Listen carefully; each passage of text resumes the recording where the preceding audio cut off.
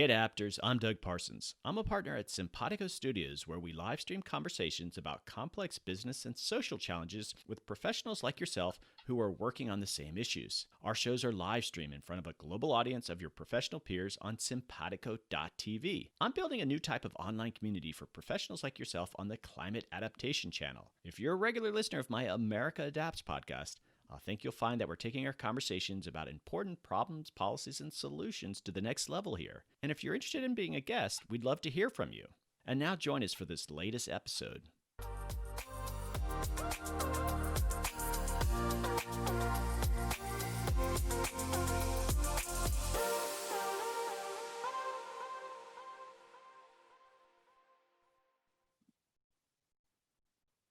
Hey adapters, welcome back. Today our guest is Dr. Swenja Surminski. Swenja is an international expert on climate change, resilience, and disaster risk management with a special focus on risk financing, insurance, and risk governance in a broader sustainability context. She has published widely on these topics and is a contributing author to the IPCC and the EU Science for Disaster Risk Management report. Swenja will share how communities and businesses can tailor flood mitigation and adaptation measures to achieve more than just their flood resilience goals. She illustrates how to employ solutions that provide a triple dividend of flood resilience, economic development, and other co-benefits such as quality of life improvements. Hey, Swenja, welcome to the show. Yeah, hi. Nice to talk to you. All right, well, we're going to be talking about risk. We're going to be talking about some different solutions to these things. But, I just want to check in first. Where am I talking to you from? Where are you based out of? I'm based in central London here in the UK. It's dark outside, so it's evening here, and I can see it's bright outside where you are. So yeah, good afternoon and good evening, whatever you like. Well, this is all fake right now, but it is super bright outside, and it's going to be 100 degrees today, so probably about 42, I think. So it'll be nice and bright all day long. Well, you are an academic, but I found your background pretty interesting. You spend a lot of time working with businesses, though, right? So you're in academia, but you work with businesses. How does that kind of all work? Yeah, I really see myself as being at the sort of, juncture between academia and business. And you're right. After my PhD, I worked for more than 10 years in the insurance industry and sort of different roles with a reinsurer, with an insurance broker, with an association, even being a lobbyist for insurance, always in the context of disaster and climate change. And that was really fascinating, and I learned a lot. But whenever I sort of hit difficult questions, I would then have to reach out to academics or consultants, and I found that quite unsatisfying. So I had that opportunity then move back to academia. At the LSE, the Grantham Research Institute had just started a program that was looking at climate risk. And yeah, that's when it started. And I've never looked back since then. And it's a really fascinating area. All right. So we've talked about this previously, but what does the triple bottom line have to do with flood resilience? Yeah, so we actually call it the triple resilience dividend, if you like. So the idea there is usually when you hear resilience, or let's say flood resilience in this context, people think, oh, this is a cost. This is just something that I need to do in order to avoid losses. And it's not really attractive. And actually, there's always this thinking of, do I really have to do that this year, next year? Maybe I'm lucky and nothing will happen and I don't really have to spend money on it. And that's that's one of the reasons why actually so little money does flow into resilience or prevention, because it has this sort of negative connotation, and it's something that, it's sort of something that you could postpone, or you just don't do, and you don't have much buy-in from political side, and also businesses often don't see it as an investment. So we've been looking into that and said, look, let's just change the narrative, because resilience is much more than just avoiding losses. So resilience actually has a very positive ring to it, and we see it as an investment because it can help you to actually realize your strategic goals, your vision. It can help you to become sort of more entrepreneurial. It can, if you're a city, it can actually, generate new investments, and at the same time also have some co-benefits, environmental co-benefits, social co-benefits.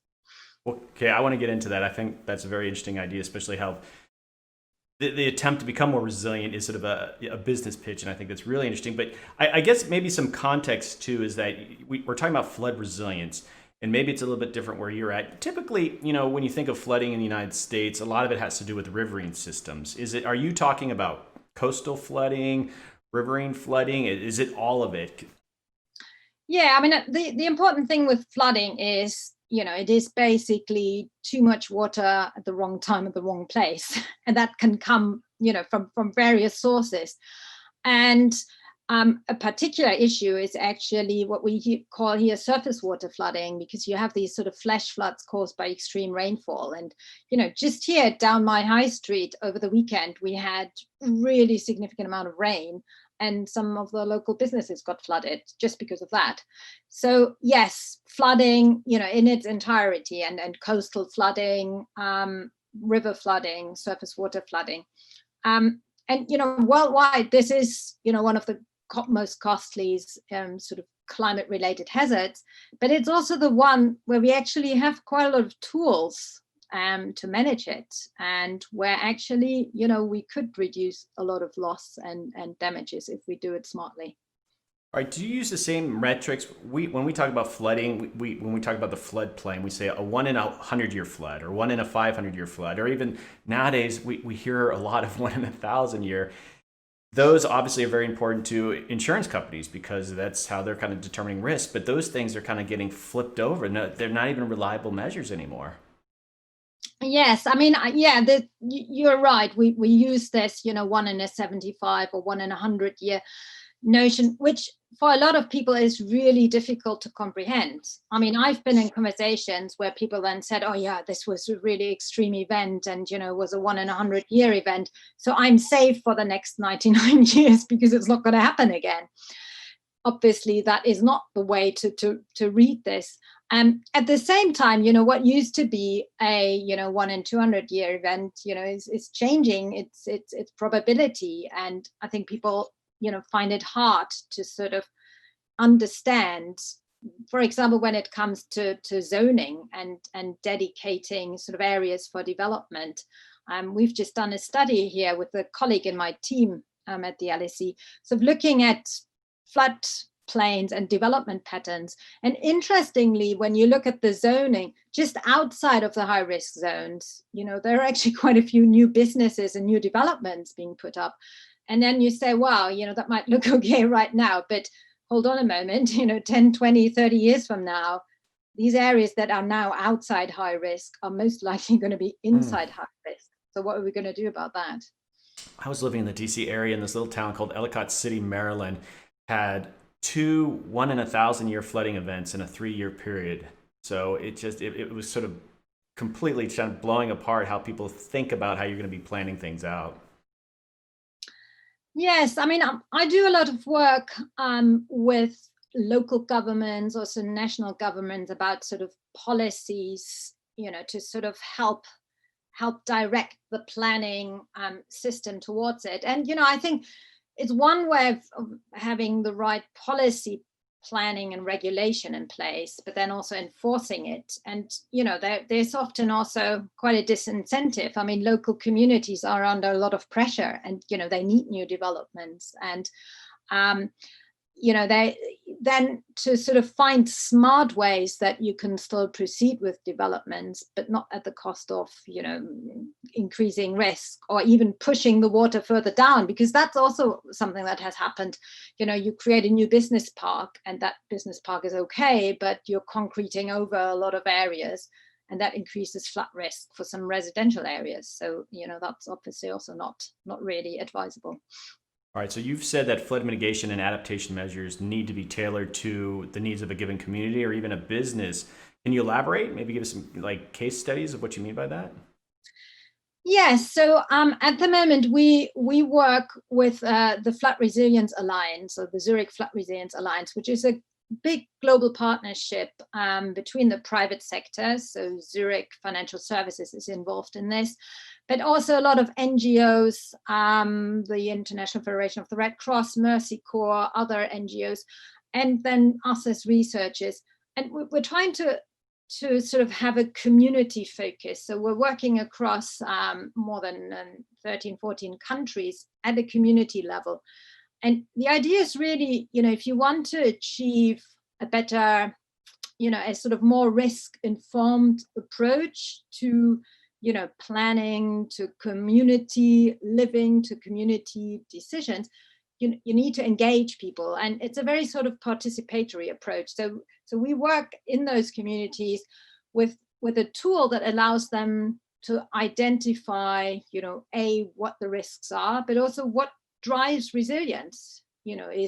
Are there weaknesses in the system, and how is it experienced by different members of the community? And by doing that, you bring together, those who are then at the end of the day, not just, at risk, but also those who can make decisions and maybe change the way they behave. And they sort of it creates some ownership. And we've seen some interesting results out of that process, because you can then track your resilience, and it allows a community to take ownership and to better understand what it actually means to be resilient. Okay, so you're working with multiple communities. Are there particular traits in a community that you've been able to identify that, okay, they're more likely to be successful? They have strong leadership, or what are some of the traits that allow these communities to really kind of respond to these things? Yeah, I think it's a mix of factors. Often what we still see is, if there's been a recent experience of an event, then people are, more alert, they're more aware, and, they're also frankly more interested. And, the further away that last flood experience is, the harder it gets to engage people. But I guess then it's also a leadership. And if you engage with some community leaders and also then manage to put this into the context of what are you actually trying to achieve? What's your vision for that community? Is it better education? Is it better employment? Are there health issues? Is it sort of, dealing with other problems? And you then bring flooding into that discussion, then I think, you have a good chance to have a more strategic view. And, we've been doing this here in the UK, also in Germany with a couple of cities, across the developing world. And it's I really enjoy these meetings, because that's where people can then take ownership and also identify, what resilience means to them. All right, so you mentioned the example of, let's say, a business that's kind of built itself out of a flood zone that had been flooding in the past, but now might be at future risk. How do you kind of deal with it? What is sort of your baseline information? Because, there are going to be shifting areas of, climate impacts. And so when you're talking to communities, you have to plan out 20, 30, 50 years. How do you ultimately determine, there is vulnerability assessments, or there's scenario planning based on this is what we think is going to happen? It must make your job really difficult to sort of say, all right, we're fairly confident over the next 20 years, these are high risk areas, but that might not necessarily be, the right way to go. The starting point is current risk. What do we know about current risk? And, that might seem an easy question. In a lot of communities, that's the first time that they've actually, had to dig down into their own data sets and connect. And, I find this amazing. You talk to local authorities, you talk to businesses, and you suddenly realize that there's such a disconnect about, knowledge about risk, and they might have done individual risk assessments, has not really been shared. So that's like the first starting point is, just to get a good view on what the current risks are.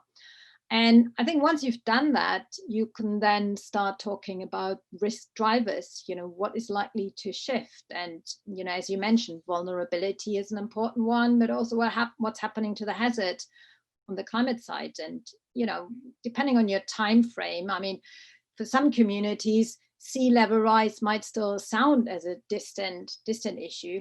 But if you're thinking about infrastructure development, and if you're also having already coastal erosion problems, then this is something to start, incorporating into your decision. So we then bring the sort of climate context to these discussions, and also, visualize this. How does it look like? What might an intervention do? That's the other important point. What can you actually do about it? I mean, this is not about admiring the problem, but helping communities to then also, invest in interventions or convince government to fund flood risk interventions that they want, that the community feels will help them.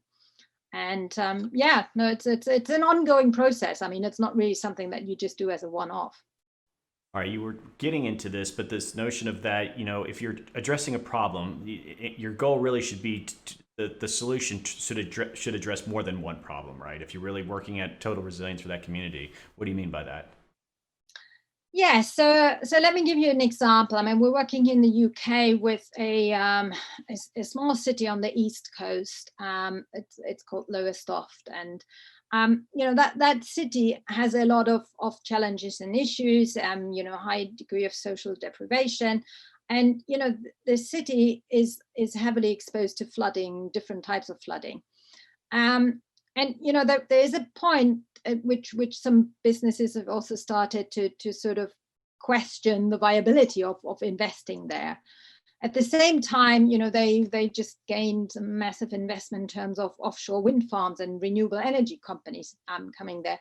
So the city there and the officials in the city, they realize, it's not something that you can hide. We have a flood risk problem. I mean, it is visible. It happens quite a lot. But what can we do about it? And then they start thinking about, okay, large defense projects. So that's one approach. But then thinking more sustainably, and that's where the triple resilient dividend comes into play. What else can work? And an interesting approach there is sort of coastal regeneration, that then actually, the shoreline gets kind of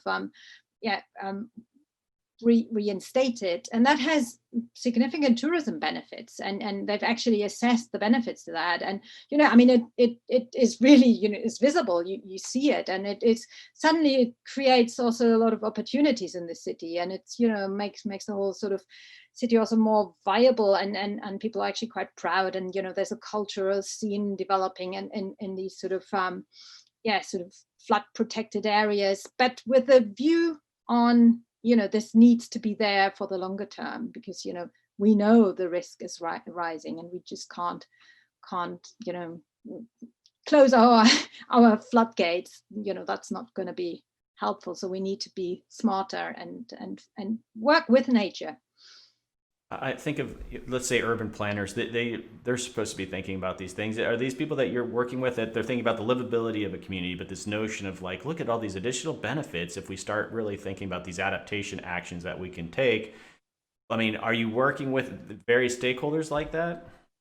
Yeah, I mean, I think urban planner, I mean, that's great. I mean, they are a key piece in the puzzle, because I mean, just the fact that you have urban planners is amazing, because that's where planning is so important, and planning is part of should be part of resilience and adaptation decision making.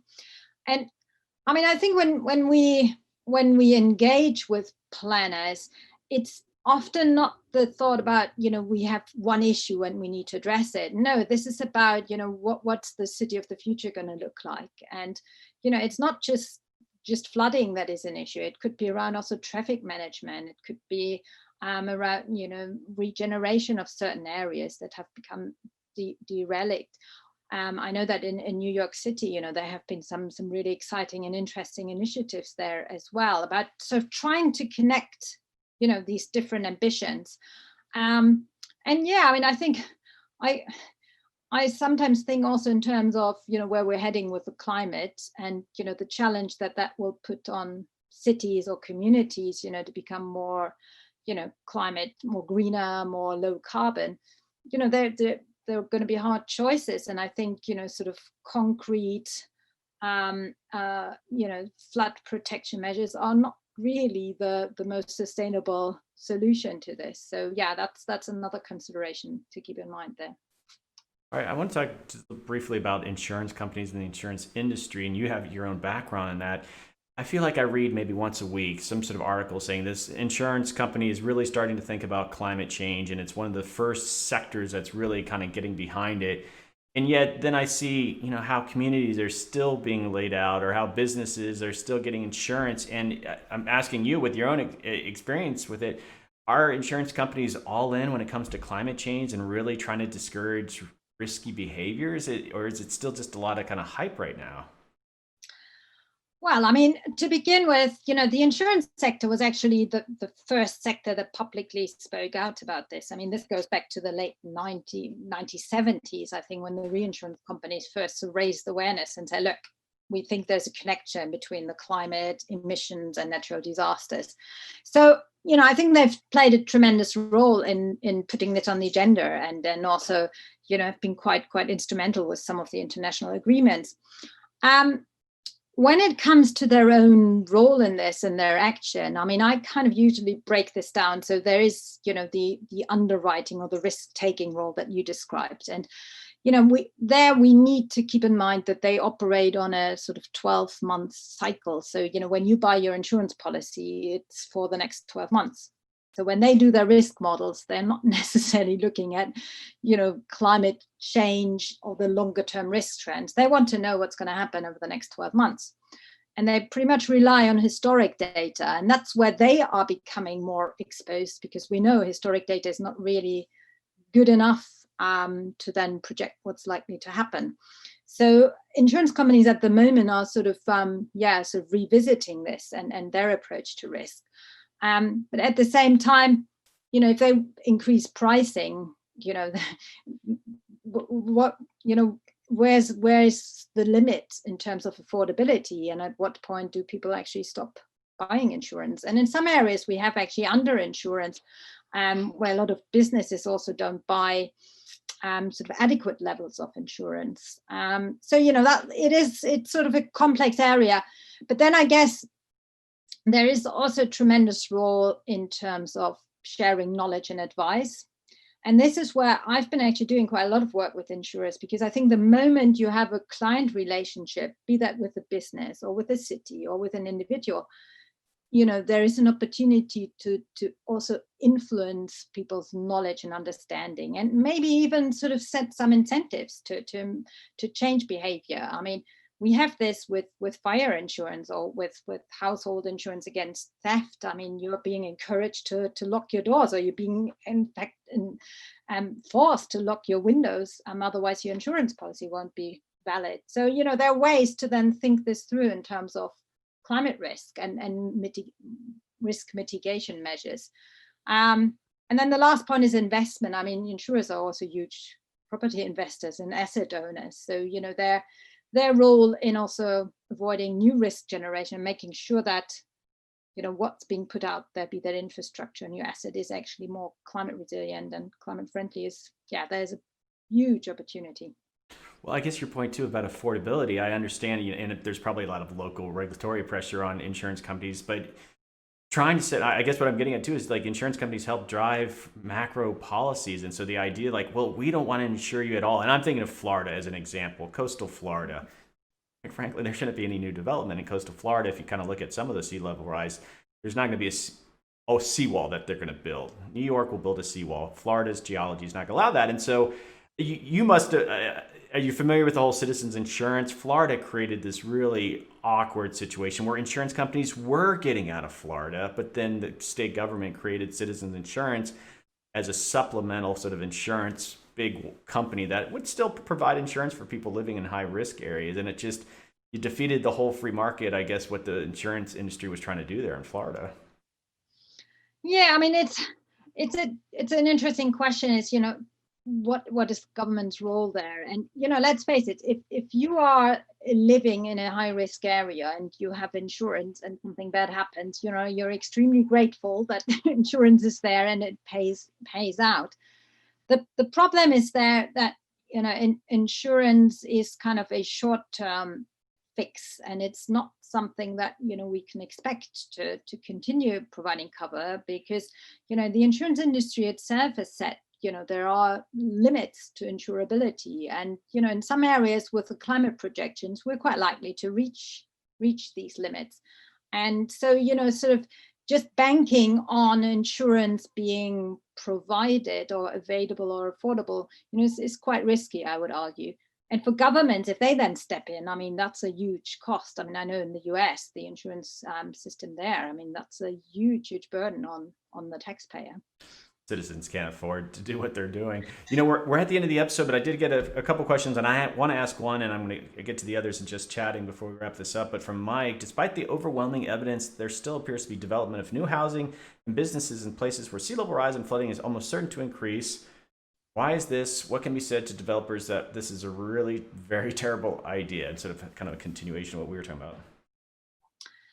Yes, I mean, I guess it comes back to this challenge. You know, there's sort of trade-offs, and they're often very sort of short-term motivations, and you know, a lot of communities are desperate to get new developments, you know, and means new tax incomes, and you know, then you sort of push away the thought about, you know, maybe longer term risk, and once it's there, it's there.